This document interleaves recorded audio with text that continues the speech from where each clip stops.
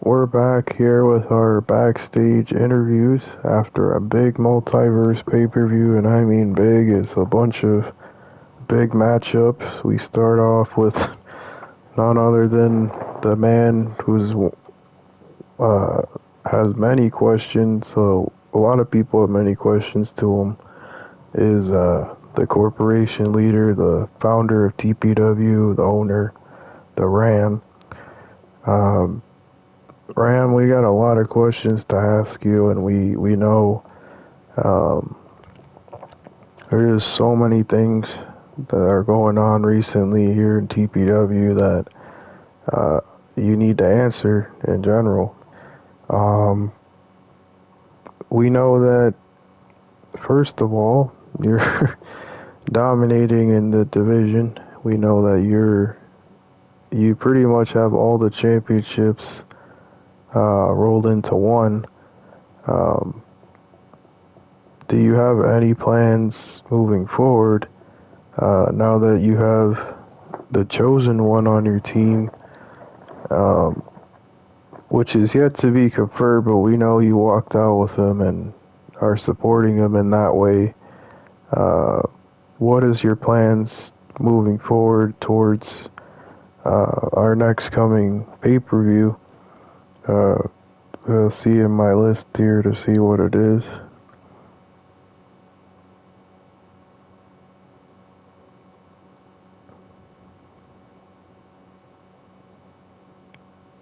It should be our next coming pay-per-view around July, and that time is an all uh, women's pay-per-view, which is going to be interesting. But what do you have planned coming towards that time and moving forward? Well, Pepperjack, honestly, like I said, the corporation is dominating little by little in this company. And so many little people getting involved, like Shibata. Um,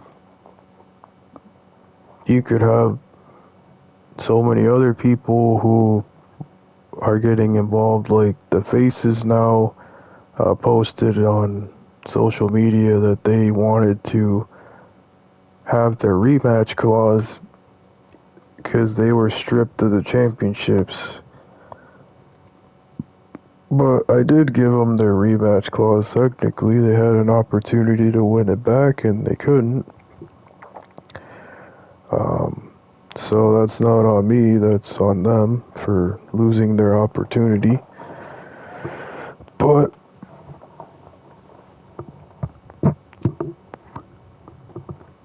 people want to keep saying that I'm not a fair and just person, that I am a dictator, I make my own rules. No, I'm giving opportunities to everyone. You saw in the ladder match, I could have picked all corporation members to be in that match. No, I picked people that the fans wanted to see be involved in that match. You had people from the new talent show, like Mr. Classic, Hector. You had people from the main roster. You had Death, the King, and oh, I forgot Daniel Brown on the new talent show. But you had people from WWE that people wanted to see was Penta, El Grande Americano. Um, so so many people that I could have chosen, and I chose those people. So if they're still thinking I'm not a good person, and I just think about myself, that's on them. But my main focus moving forward, like I told Shibata, he has a long list of competitors to face moving forward for his championship. If he doesn't want to get on the bandwagon of the corporation, he's going to suffer and keep suffering and keep suffering until he loses his championship to the corporation. That's on him. He could have been the main person on this team, but he chose not to. And that's on him to choose the wrong side. Eventually, Shibata, this is a direct message to you. You will lose your championship. Be it ultimately to me, which is going to be the last person you'll face on that line of people, or to whoever I choose moving forward leading up to me, whenever I decide I want to face you. Or it might be one of my members of my corporation.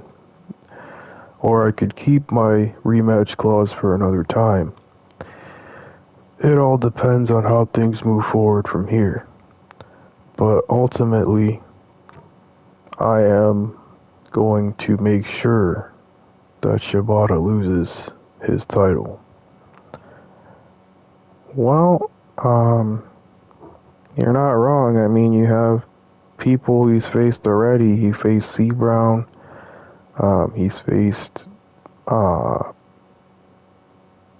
believe so far that's it, just starting with C. Brown, but he has a lot of competitors going after him. And this line of people that you say, um, but given that you do have Turner, who is the trophy winner, he can pick um, at any main pay-per-view as well to use that trophy moving forward for the main championship, which would be Shibata's title. Like you said, at any moment he could win that. Do you think that'll affect, yourself? Because it seems like you want to be the first person to win the championship, hence why you picked so far corporation members to face Shibata for that championship. I don't know where you're getting all this, Pepperjack, if you're getting it off Wikipedia or something that is not compliable. Uh, Understand this, Pepperjack. Only one man will be champion. And I don't care who it is off the corporation. Why do you think I hand chose this guy today to win the briefcase? I really don't care who wins it. On my team, we are an equal partnership. And yes, I am the leader of this corporation, but it doesn't mean that I take over the spotlight. No. C. Brown's a part of it. He's the co-founder of TPW as well as the GM of the Away Show and now the new mid-Carter champion. You have the new talent champion who is now the chosen one. You have the women's world champion, my wife, who is Rose. You have the tag champions who are Danger and I believe Crow. So really, you have Randall, who's the Way Show champion. Eventually, we'll get the home championship, and from there, all we have to do is get the all-in-one championship, which we have to find someone else to be a part of our team for that. Or we can recruit Rachel. It's all up to her what she wants to decide, but in the end, the corporation always wins, and that's how it's gonna be. And Shibata can try to stop us. Whoever it is wants to stop us, they're not gonna be able to, because we will be always the winners of TPW. And that's all I want to relinquish at this time. Thanks, Pepperjack. Well, thank you, Ram, for doing this set interview with us. We know it helped a lot to talk to you here tonight about some unanswered questions. But we are going to talk with a couple people here tonight from our pay-per-view that we had today. First, be it the new talent champion as well as the briefcase winner, the anointed one. We're going to speak to him right now. Anointed one, you or chosen one, whatever you want to put it. We saw many a fight here tonight with you. You won two big things here in the company so far. How are you feeling about being the top guy here in the company? I mean, man, how else can you put it? Like, there's no other way of putting it. I got chosen, I won what I had to win, and that's how it is. Uh, like, honestly, bro, it is what it is. I really don't care. Uh, I mean, I know a lot of people paved the way for us superstars to be here, but honestly, it is whatever. It's a somewhat big honor, but it's okay. Do you understand the magnitude of how you won the championship on the new talent show? You got hand chosen to be the briefcase winner, technically. I mean, we saw many times even Penta let you climb up that ladder and literally loosen it without him getting involved till the last second. Um, we now know moving forward that's the type of champion you will be. Are you even going to give opportunities to people to face you for your new talent title? Like I said, it's whatever, man. It's whatever the Ram says. He's the one guiding me in this whole journey. He's practically the person who's going to be in my corner, as well as the other GMs of the company, including Perseus, who is the new talent GM. So whatever they decide is honestly what I will do as a champion. I'm not going to be a supposed fighting champion or whatever you want to call it. I'm going to do what I can to move forward in this company, be it uh, pulling a wool over the ref's eyes, knocking someone out with a chair from behind, sneaking in when I need to, that's what I'm gonna do to keep my championship and eventually win the main title. Well, thank you for being with us, Chosen One, and we'll let you get going because we know you said you had stuff going on with your celebration. Thanks for being a part of this interview. Um, so we move forward, I guess. We didn't get much out of the Chosen One, Anointed One, whatever. But we're going to hear from another person here tonight in this big night. I mean, we've been meaning to hear from Destroyer recently. We know he's been involved with the Faces, and that's been kind of pushed aside, but also we need to know what's next on his plan of moving forward with the Faces, I should say. So, Destroyer, we caught up with you right now, right after the Anointed One. What are your plans moving forward with the Faces? I mean, you've been by yourself with your girlfriend Tegan for a while, and facing all these members of the Faces who you both weren't involved tonight in this whole pay-per-view. How do you feel about that? Honestly, I feel like pretty crappy, man. I really did want to be a part of this pay-per-view tonight. It's just insulting. I'm a former main champion, and I won against my own dad, the Ram, and Razor is both legends in this company, and I still got treated like this. But no matter, I did talk with the board, who is the people who make the other decisions behind the scenes here in TPW, and they said that me, Tegan, and partners of our choosing can face the faces in a tag match. So we'll see how that goes.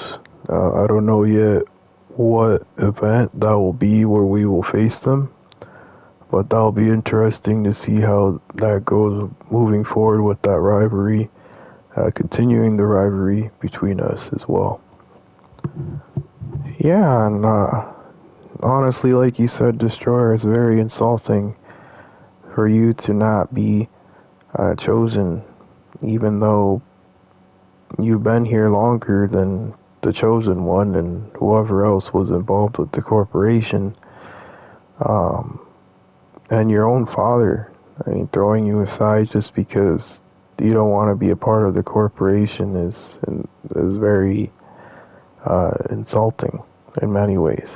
But thank you for being with us and answering those unanswered questions, and we'll be moving forward. Um, with the next interview is probably one of our last ones for tonight. We have our last person involved in this, and that's we're going to hear from Freddy, who's been in a rivalry lately with Tyler Cool on the home show. So we'll hear from him right now. And Freddie, it's great to see you here, and awesome that you were here tonight. Again, another person would have been great to be involved in this ladder match tonight, but you weren't. Uh, how do you feel about this rivalry between you and Tyler Cool? It's been brewing a lot. It's still not over yet. And you said something about a big matchup for the pay-per-view after the all-women's pay-per-view coming up to continue guys' rivalry at our next TPW Old School event. So how do you feel about that big matchup coming up? Well, it's very interesting to understand moving forward that it's great to see that we are continuing our rivalry. I mean, I don't want to keep fighting with Tyler Hool, but he's the one always causing trouble, and he cost me my match at Extravaganza, cost me the championship. So, main man, uh, I guess it's only a matter of time before I become champion again, but at this point, we gotta take Tyler Cool out and make sure he doesn't keep knocking off these young people, including myself, trying to gain themselves here in TPW. And if I have to pull out all the stops at that pay-per-view, so be it. But uh, the big announcement I wanted to make was at that pay-per-view we will have a classic steel cage match between me and him. We already had a cell match. We got a steel cage. And the difference is in that match, I talked with C. Brown and the board, and they mentioned about a title opportunity. So whoever wins in that steel cage will face the away show champion at the next coming pay-per-view moving forward, and that'll be definitely interesting to see who will move forward from that. I mean, yeah, it's definitely interesting, Freddie, to hear that as a big announcement. To face the away show champion, who is Randall, who's also a legend in this company. But thank you for being with us, Freddie, to make that big announcement as well. So that was our last interview for today, and We thank you for being here in the TPW Multiverse pay-per-view. As always, it's been a pleasure, and hopefully we'll find out more things moving forward with the Anointed One, the new champion, on our new talent show, on our home show.